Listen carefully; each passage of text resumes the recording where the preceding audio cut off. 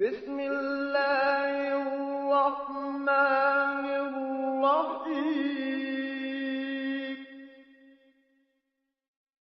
تبارك الذي بيده الملك وهو على كل شيء قدير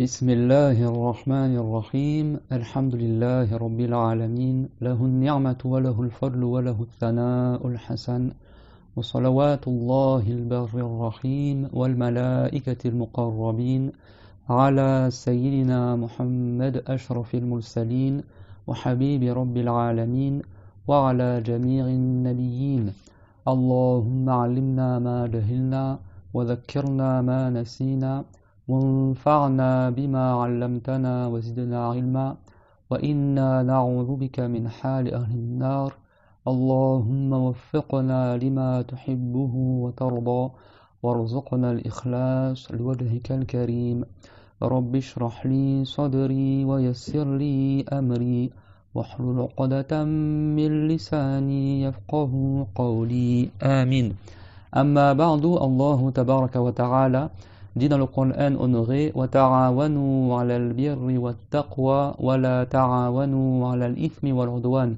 c'est-à-dire entraidez-vous pour les œuvres de bien et l'obéissance à Allah et ne vous entraidez pas pour le péché et la désobéissance à Dieu.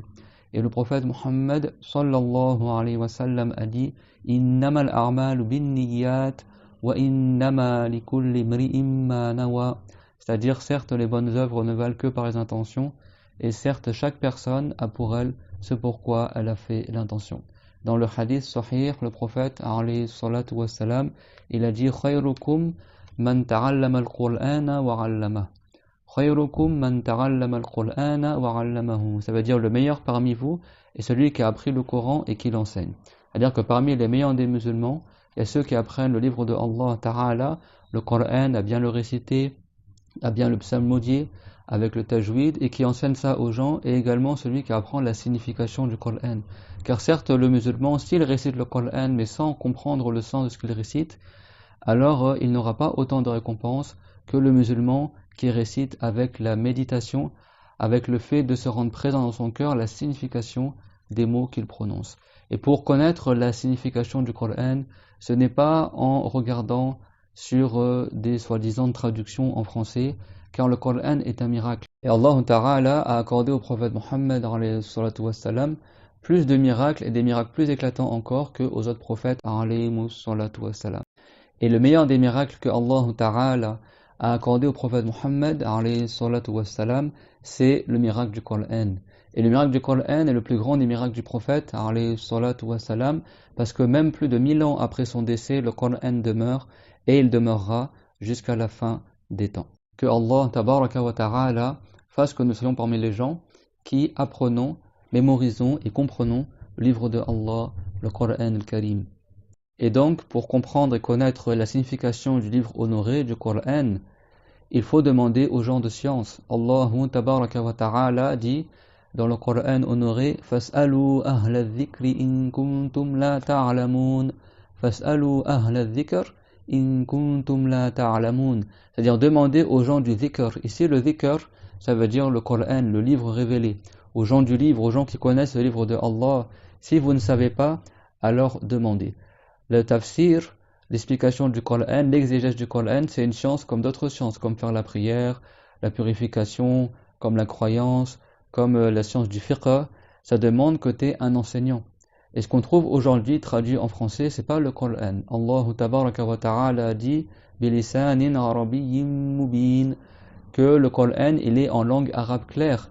Et également, il nous a fait savoir dans le Coran qu'il a fait descendre ce livre en tant que Qur'anan arabiyya, en tant que livre arabe, un Coran arabe. Donc, traduire le Coran, c'est impossible. Au point que Omar ibn al-Khattab, il a dit Al-Qur'an dhu wujuh. C'est-à-dire le Coran, il a plusieurs facettes. Une seule ayah, des fois, elle a 3 sens différents en fonction de comment tu la récites. Et même le Coran, comme on avait vu dans certains cours, il a 14 récitations, il y en a 10 qui sont confirmées. Parmi ces 10, il y en a 7 qui sont mutawatir, et il y en a 3 qui sont sahih selon l'avis qui est mukhtar. Et donc 10 récitations, et des fois en fonction de comment tu récites, les lettres elles changent. Et des fois même le sens il change. Donc c'est pour ça que le Coran, on ne peut pas le traduire. Parce qu'une phrase dans le Coran, des fois elle peut donner 2 sens différents, 3 sens différents en fonction de là où tu t'arrêtes. Et bien sûr, là où c'est rapporté de s'arrêter dans le Coran, des fois le sens il se modifie en fonction des différentes récitations que le prophète alayhi salatu wassalam a reçues par révélation. L'ange Jibril alayhi salam, c'est lui qui a enseigné au prophète Mohammed alayhi salam les récitations du Coran, et il lui a enseigné une récitation, une manière de réciter, et le prophète alayhi salatu wassalam, tellement il se languissait d'apprendre de nouvelles récitations du Coran, il a demandé à Jibril alayhi salam de lui enseigner une autre manière de réciter le Coran. Donc l'ange Jibril alayhi salam, il a enseigné une autre manière de réciter le Coran. Et après le prophète, par languissement, par le fait que ça lui manquait d'apprendre de nouvelles choses sur le Coran, il a demandé encore une autre manière. Et à chaque fois, Jibril alayhi salam, il a enseigné au prophète alayhi salam plusieurs manières de réciter. Ça arrivait jusqu'à 7 récitations différentes. Ce sont 7 récitations mutawatir, c'est-à-dire qu'il y a un grand groupe de compagnons qui ont entendu ces récitations-là de leurs propres oreilles du messager de Allah sallallahu alayhi wa sallam. C'est pour ça que le prophète alayhi salatu wa sallam, il a dit unzila al-Qur'anu ala sab'ati akhruf. Ça veut dire le Coran a été révélé, descendu dans 7 manières différentes. C'est les 7 mutawatir. Donc comment la personne va traduire tout cela? Surtout que le Coran, c'est le plus haut niveau dans la rhétorique. Il n'y a pas un texte rhétorique et lyrique plus éloquent que le Coran. Dieu n'a pas fait descendre un livre révélé, ni créer quoi que ce soit de plus éloquent dans la langue que le Coran honoré. Et le français, il n'est pas aussi riche que l'arabe, et c'est impossible de traduire exactement ce qui est marqué dans le Coran en français. On peut donner un sens approximatif de ce qui est marqué dans le Coran, mais sachez que ceux qui ont soi-disant traduit le Coran en français, c'est pas des musulmans, c'est des orientalistes qui ont pris des choses en langue arabe, mais qui ne maîtrisent pas la langue arabe telle qu'elle était parlée à l'époque du prophète alayhi salatu wassalam, et surtout, ils n'ont pas l'explication religieuse du livre.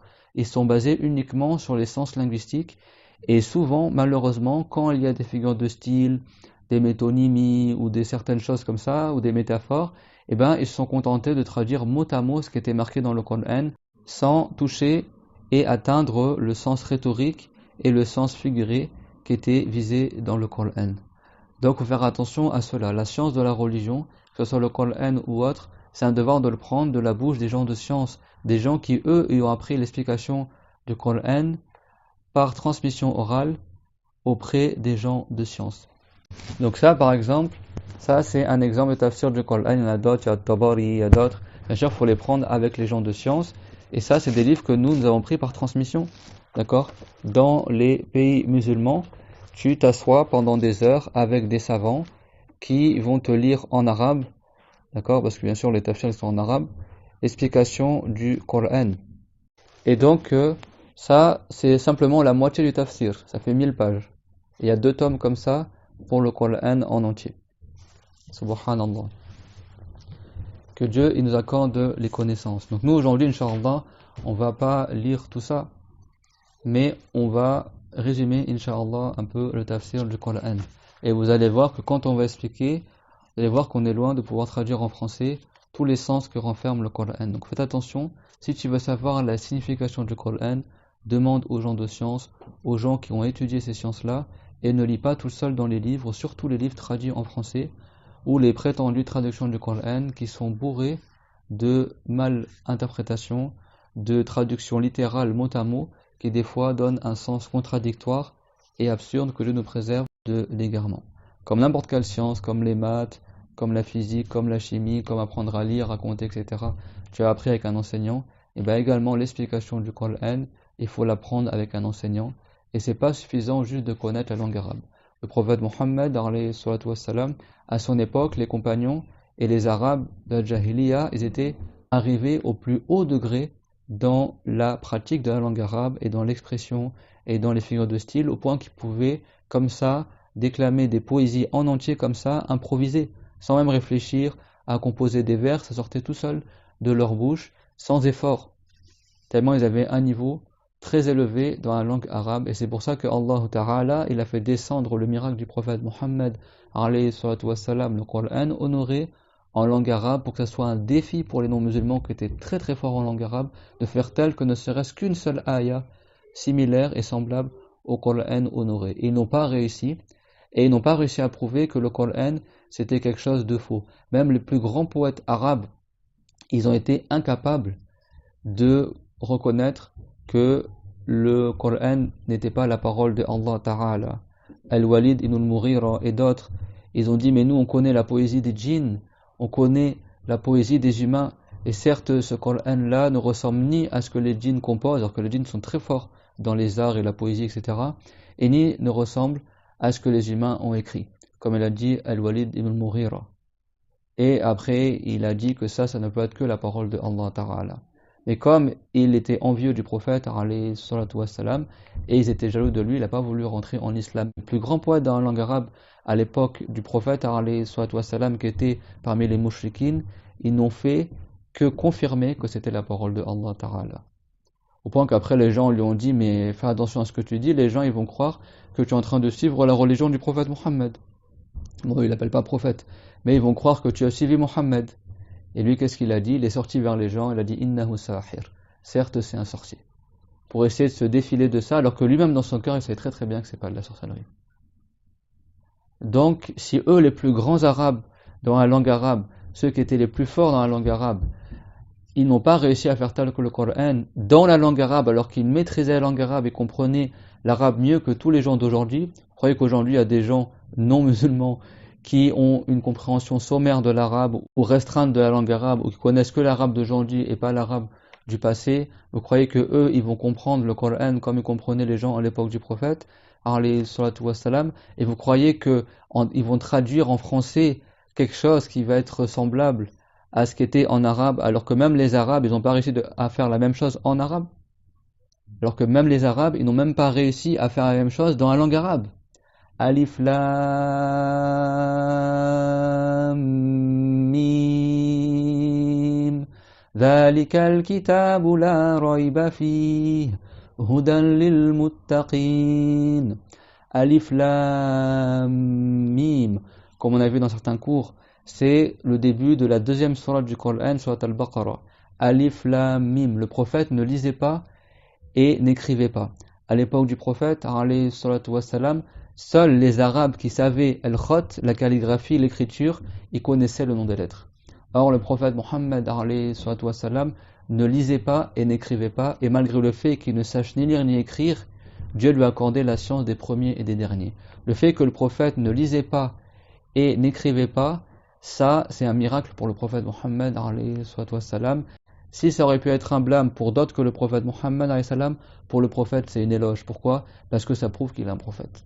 Parce que comment a-t-il réuni la science que les juifs y cachaient, que les chrétiens y cachaient dans leurs livres, des communautés antérieures, des secrets cachés du monde, des secrets cachés de l'être humain, de ce qui se passe au paradis, dans l'au-delà, etc. Comment elle a pu savoir ces choses-là sans n'avoir jamais lu une seule ligne de n'importe quel livre parmi les livres du passé, sans jamais n'avoir étudié ces sciences-là auprès de sages et de savants qui l'ont précédé? C'était une preuve éminente qu'il était un prophète. Donc Alif Lam Mim. Déjà, comment quelqu'un qui ne connaissait pas l'écriture peut te citer le nom des lettres?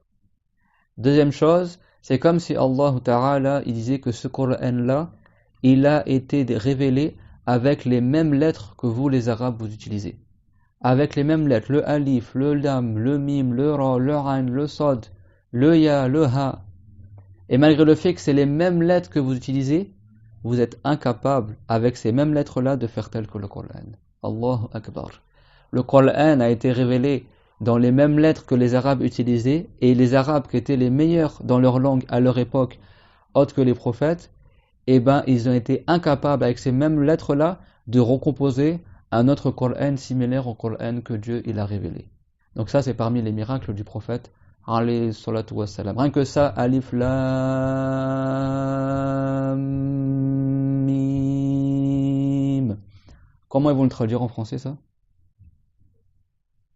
ذَلِكَ الْكِتَابُ لَا رَيْبَ فِيهِ.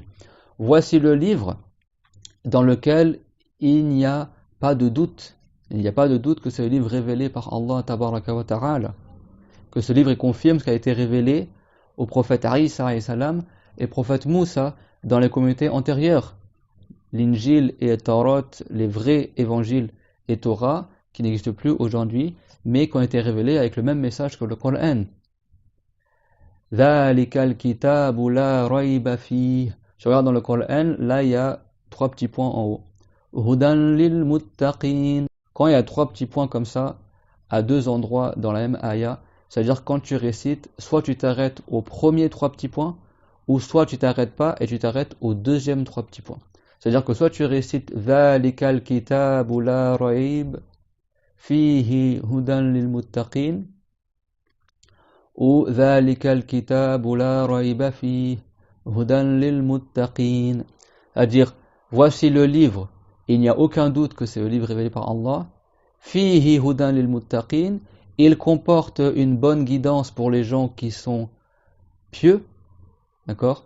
C'est-à-dire que les gens qui sont pieux, ils tirent le son de ce qui est marqué dans le Coran et que ça les amène à la piété.